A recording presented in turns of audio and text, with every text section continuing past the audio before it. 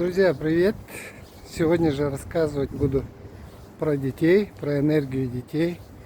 И здесь нужно что понимать? Здесь нужно понимать, что ребенок с рождения и до 7 лет находится в ауре у матери, да?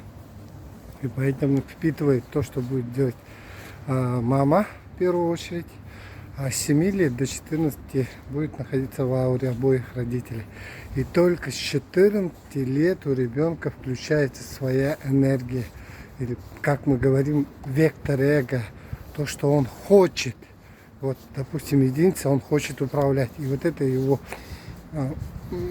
энергия будет включаться с 14 лет. А в самом деле это будет проявляться с маленьких лет. И поэтому нам нужно их понимать, своих детей, и направлять, не то что направлять, а помогать им вырасти людьми, которые будут жить по реализации своей души или найти свое предназначение. Наша задача в этом и будет заключаться. Так что погнали.